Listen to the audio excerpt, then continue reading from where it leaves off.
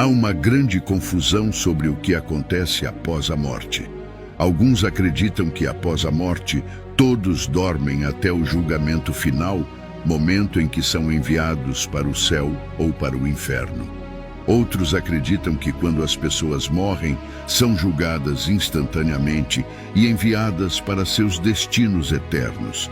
Ainda há aqueles que creem que, ao morrer, as almas ou espíritos das pessoas são transferidos para um céu ou inferno temporário, aguardando a ressurreição final, o julgamento final e a certeza de seu destino eterno.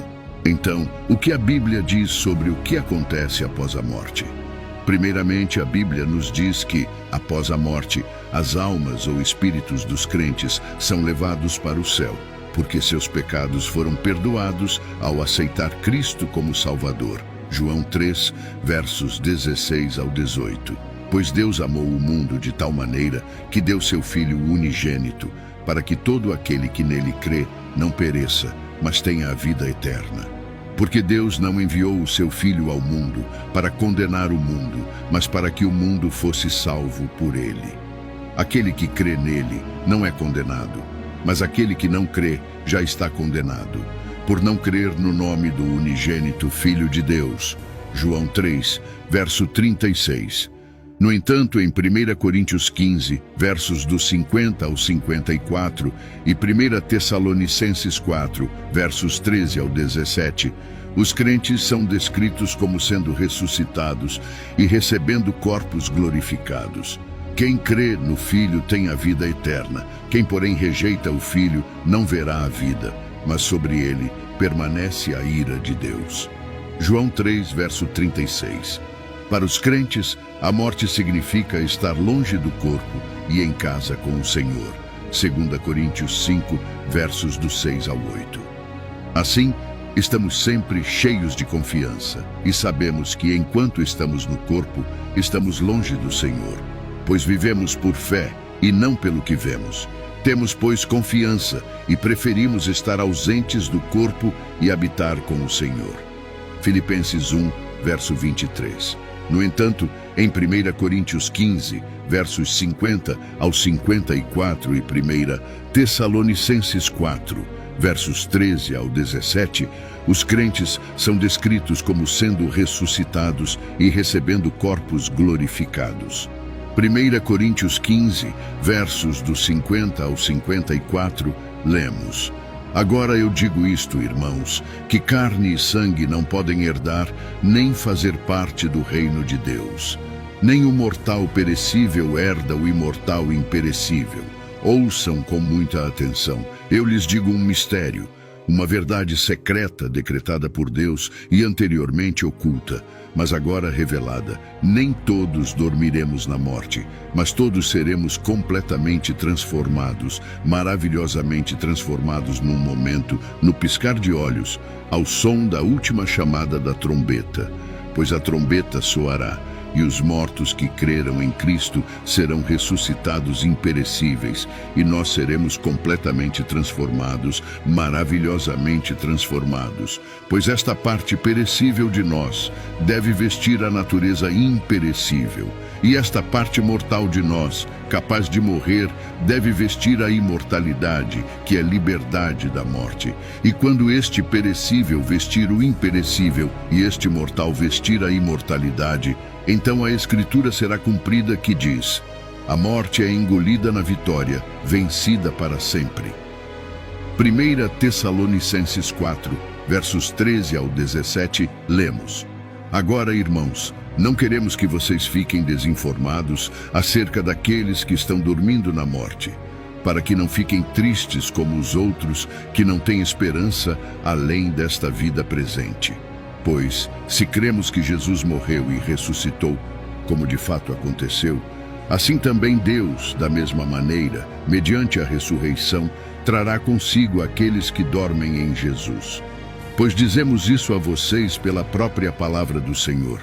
Nós, os que estivermos vivos, os que ficarmos até a vinda do Senhor, de modo algum precederemos aqueles que dormem na morte. pois o Senhor mesmo descerá do céu com um grito de comando, com a voz do arcanjo e com o toque da trombeta de Deus, e os mortos em Cristo ressuscitarão primeiro. Então nós, os que estivermos vivos e permanecermos na terra, seremos arrebatados simultaneamente ou raptados juntamente com eles, os ressuscitados, nas nuvens para encontrar o Senhor no ar. E assim estaremos sempre com o Senhor. Os crentes terão este corpo, alma e espírito reunidos e glorificados por toda a eternidade nos novos céus e na nova terra. Apocalipse 21, verso 22, lemos: Então eu vi um novo céu e uma nova terra, pois o primeiro céu e a primeira terra tinham passado ou desaparecido, e não havia mais mar.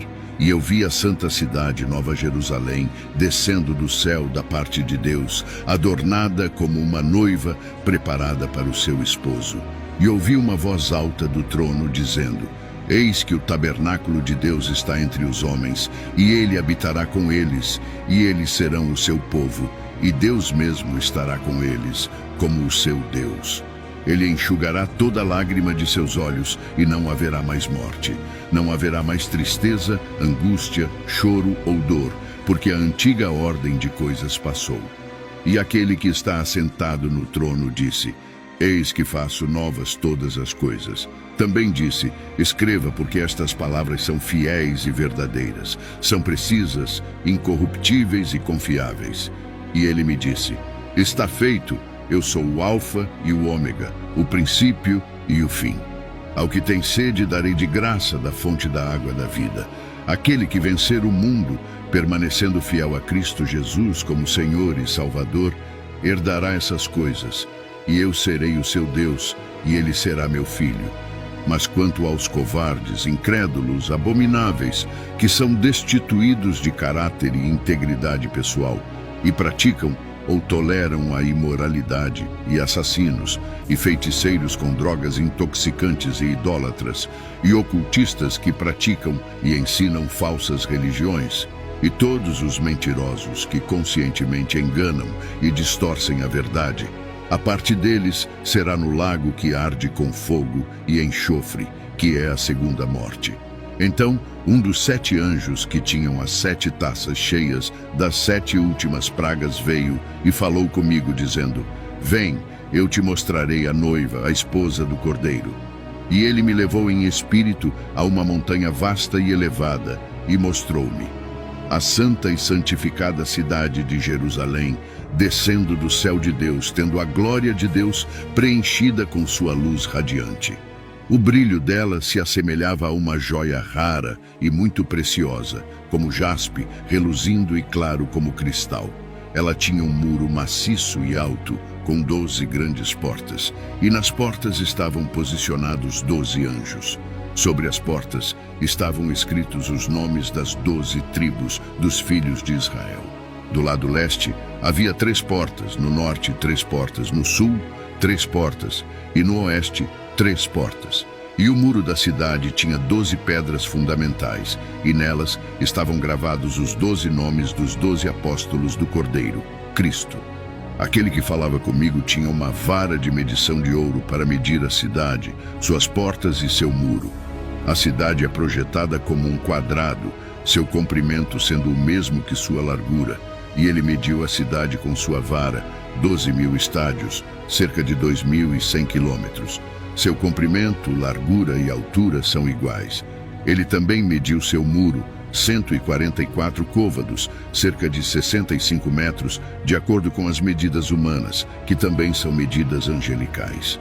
O muro era construído de jaspe, e a cidade era de ouro puro, transparente como cristal claro. As pedras fundamentais do muro da cidade eram adornadas com todo tipo de pedra preciosa. A primeira pedra fundamental era jaspe, a segunda safira, a terceira calcedônia, a quarta esmeralda, a quinta sardônica, a sexta sárdio, a sétima crisólito, topázio amarelo, a oitava berilo, a nona topázio, a 10ª crisoprássio, a 11ª jacinto, a 12ª ametista. E as 12 portas eram 12 pérolas. Cada porta separada era de uma única pérola. E a rua, avenida da cidade, era de ouro puro, como cristal transparente. Eu não vi templo nela, pois o Senhor Deus Todo-Poderoso, o Onipotente, o governante de tudo, e o Cordeiro são o seu templo. Segunda, a morte significa punição eterna para aqueles que não aceitam Jesus Cristo como seu Salvador. Incrédulos, assim como os crentes, parecem ser enviados imediatamente para um lugar temporário de espera, para aguardar sua ressurreição final, julgamento e destino eterno. Em Lucas 16, um homem rico é atormentado imediatamente após a morte. Lucas 16, versos do 19 ao 31.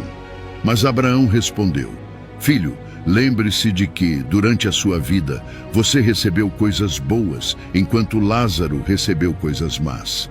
Agora, porém, ele está sendo consolado aqui, enquanto você está em sofrimento. E além de tudo isso, há um grande abismo entre nós e vocês, de modo que os que desejam passar daqui para vocês não podem, nem os de lá podem passar para nós. Ele respondeu: Então eu te rogo, pai, que mandes Lázaro à casa de meu pai, pois tenho 5 irmãos. Deixe que ele os avise, para que eles não venham também para este lugar de tormento. Abraão respondeu: Eles têm Moisés e os profetas, que os ouçam. Não, pai Abraão, ele disse, mas se alguém dentre os mortos for ter com eles, eles se arrependerão. Ele lhe disse: Se não ouvem a Moisés e aos profetas, tampouco se deixarão persuadir, ainda que ressuscite alguém dentre os mortos. De acordo com Apocalipse 20, versos do 11 ao 15, todos os mortos incrédulos ressuscitam, são julgados diante do grande trono branco e então lançados no lago de fogo. Os incrédulos serão, em última instância, enviados ao lago de fogo. Apocalipse 20, versos do 11 ao 15, lemos: E eu vi um grande trono branco e aquele que estava assentado nele, de cuja presença fugiram a terra e o céu, e não se achou lugar para eles. Pois este céu e esta terra estão passando, e eu vi os mortos, os grandes e os pequenos, em pé diante do trono, e abriram-se livros. Então abriu-se outro livro, que é o livro da vida, e os mortos foram julgados conforme o que tinham feito, segundo o que estava escrito nos livros, isto é, tudo o que foi feito corretamente na terra. E o mar entregou os mortos que estavam nele, e a morte e o Hades, o reino dos mortos, entregaram os mortos que estavam neles. E foram julgados, cada um de acordo com as suas obras. E a morte e o Hades foram lançados no lago de fogo.